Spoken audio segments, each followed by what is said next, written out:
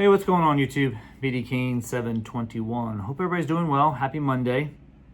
It's kind of a sad day for me because I need to update everybody on my situation and why I have been pretty much absent from YouTube and the hobby for the last week to 10 days. My dad passed away on Father's Day. It was a little bit of a surprise. Got the call Father's Day morning at 2 a.m. here on the West Coast, that my mom found my dad in my childhood home, passed away. Most likely he passed in his sleep and very peacefully, as far as I know, as far as anybody knows. And so I think all of us, my mom, my two older brothers, myself, we're all very thankful for that. He was going through some pretty rough health issues over the last several months. And if you remember my last video, I had gone home for about a week to be with him during some dicey situations with his health. And we really weren't sure what was going to happen. And it really came down to whether or not he had the will to continue, had the will to keep fighting. Luckily for me, that week, he did have the will. He did have the energy and the desire to keep fighting. And I saw a really good side of him, was able to say some things to him that I have always wanted to say, thinking that was probably going to be the last time that I was going to talk to him. So we kind of expected this to happen. We just didn't know when it was going to happen. He was in hospice care for, I don't know, a couple of weeks, maybe not even a couple weeks. And so we were all kind of expecting it, but it's certainly not a call that I wish any of you will ever have to go through. But I know it's a fact of life. It's part of what we have to deal with as humans, and it doesn't mean it's any bit easier. So I thought I'd update everybody on that. I came back to San Diego 2 days ago on Saturday. So trying to get back into the swing of things is a little bit difficult, of course. And I wanted to make a video just to sort of commemorate my dad and honor him in a way fitting of the hobby, and to show off a couple of cards that really have a lot of sentimental value to me because of the connection to him. And I've shown both of these cards before on the channel, so for those of you that have seen it before, I apologize for showing them again, but it really does mean a lot to me to show these cards and to tell the story once again. So I'm going to turn the camera around and show you the cards and talk about my dad. All right, see you in a bit.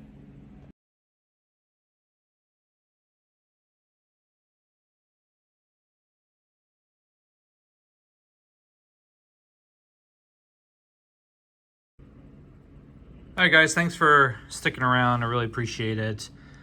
This video might go a little longer than normal, but I wanted to at least show some cards and talk about my dad and what he meant to my collection and to the hobby as a whole for me. He had a significant influence very, very early on, and I'm going to tell that story once again. So those of you that have already heard that, I really apologize, but I think it's worth mentioning again and talking a little bit more in detail about it. First, I'm going to show you a picture of my dad. Here he is in high school. He was a tennis player in high school. In fact, the reason why I wanted to highlight this picture is because he was a state champion tennis player back in the late 40s, early 50s. He was born in 1934, went to Millville High School, which is the same high school that Mike Trout attended and graduated from. Of course, the same high school I went to and my older brothers went to. But back in this time period, my dad was a state tennis player, both singles and as a team. So a very amazing achievement that he had when he was a teenager, and he passed on that information to us, his sons, because we all three of us played tennis in high school. I don't play tennis as much anymore. I was not that good in tennis back then. I was an okay player, pretty decent player, but never got to that level of success So I give him a lot of credit for doing that and passing all that information on to us. But just an interesting portrait of him as a teenager that my mom had. I think my mom gave a bunch of pictures to myself and my brothers before I came back home here to San Diego. So, like I said, he graduated from Millville High School, which is the same place that Mike Trout graduated from. I do have a couple of new Mike Trout cards that I pulled into the collection. Just wanted to show them today. The purple foil and the blue foil from 2024 Topps. Both of them numbered 999 and 799. Unfortunately, Mike Trout is probably not going to play this year again. I would doubt if he actually comes back and plays this season. But I wanted to show just in honor of the fact that my family is from his hometown and graduated from the same high school, and everybody did, including my dad. I show a couple of cards. All right, on to the main story. Now, my dad grew up in South Jersey. He was a huge Red Sox fan, and I know that's a little weird to hear, especially back then. Today, you can be a fan of pretty much any team and follow them pretty easily, no matter where you are in the world. I'm still a Phillies fan to some degree, and I follow them throughout the year, even though I'm a diehard Padres fan. I was a Phillies fan growing up, so I still keep in touch with the team, and I'm able to watch their games. MLB has their app and MLB TV and everything that I subscribe to, so I'm able to watch games at any time during the day, and it's great. But back then, in the 1940s, 1950s, you didn't have that stuff. So you really relied on the newspaper, the radio, and even some TV, if you were lucky enough to have TV back then, and to get the information that way. My dad would go to, I guess it was back then the Philadelphia Athletics, possibly, that was playing back then in the Philadelphia area in the American League. I think it might have been the Phillies, I think, had a team back then, but that was the National League, right? So some of you guys out there that know more than me about it, just let me know, maybe give me a comment down below.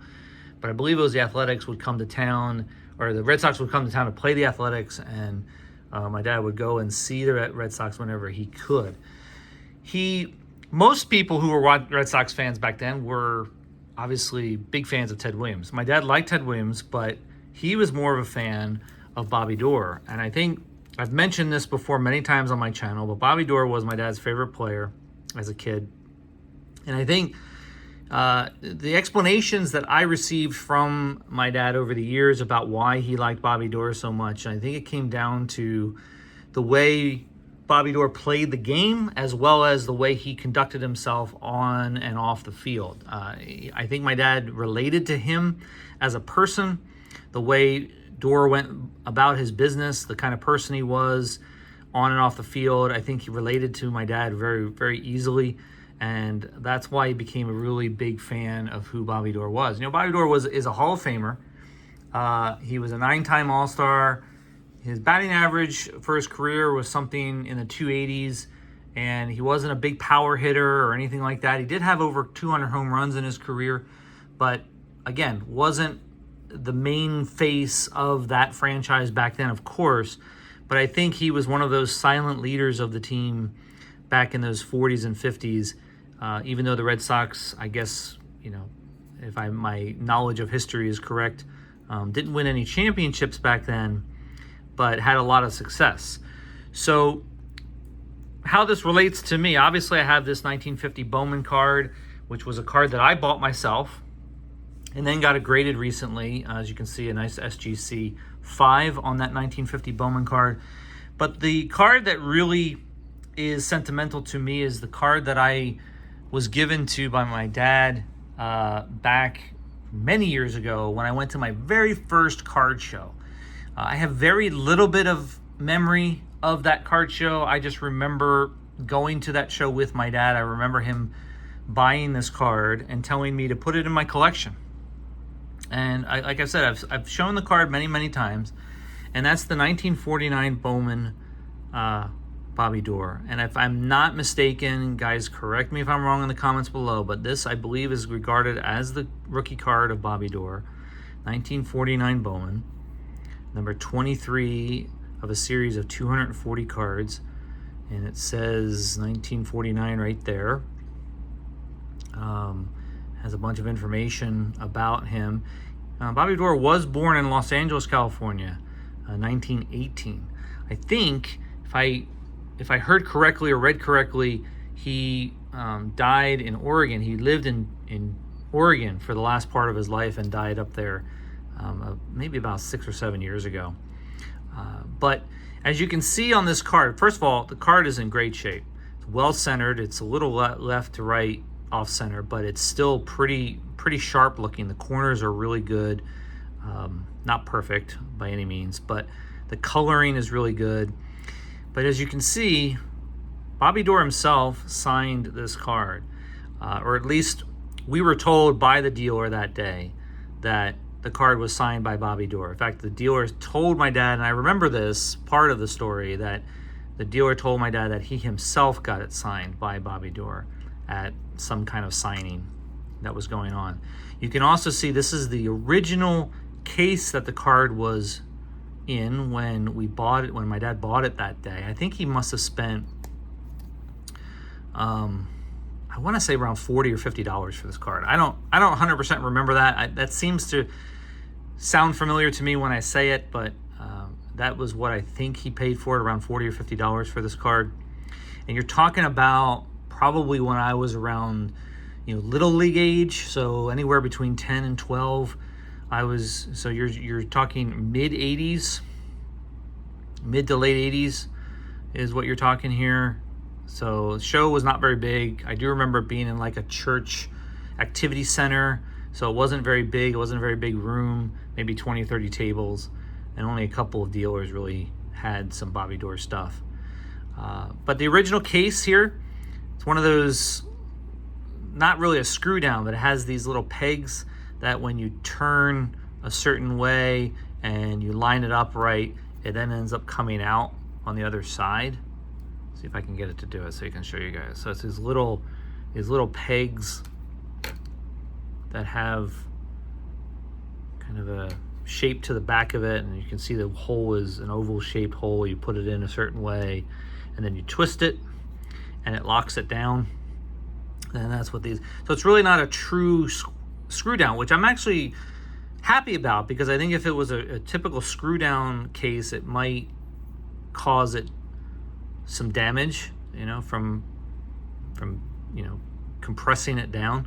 So yeah, so this is the card that he bought for me. This is basically the first major card I got into my collection. Back then I was just doing packs from 7-Eleven and stuff like that. So this was the first major card I've had in my collection. I've kept it in the same case all these years, kept it in a safe place, and I'm considering, in honor of my dad, to take this to the National and get graded and authenticated, because this auto obviously makes it much more special. And so I want to get your opinions. For those of you watching this video this long, put a comment down below. Let me know if you think I should get this graded from PSA, get it authenticated, or maybe just leave it the way it is. I was also thinking that, just to honor my dad, just to leave it the way it is and not do anything with it. But it's probably the most special card I have in my collection. It means a lot to me just because of how I got it and the fact that now my dad is no longer with us. Its meaning has a much greater importance to me. So with that being said, that's about it for today, guys. I don't know what I'm going to be doing here on the channel in the near future. I do have some cards coming in. I started buying some of the Series 2 Machado cards for this year, so I think I'll probably do a video on that once they come in. But yeah, that's it. Kind of a sad week for me, but at the same time, life moves on, and you've got to continue to move forward. I know my dad would want me to do that, and he would say to me, don't stop what you're doing because of him. Keep going, keep living a good life, and being the best possible person you can be. And that's what I'm going to try to do, and I hope all of you do the same. And I look forward to seeing a lot of you at the National. That'll be a great way for me to get some more happiness into my life. So I'm looking forward to that. All right, that's it for today. I will talk to you guys as soon as I can. Take care. Have a great week. Talk to you soon. See ya.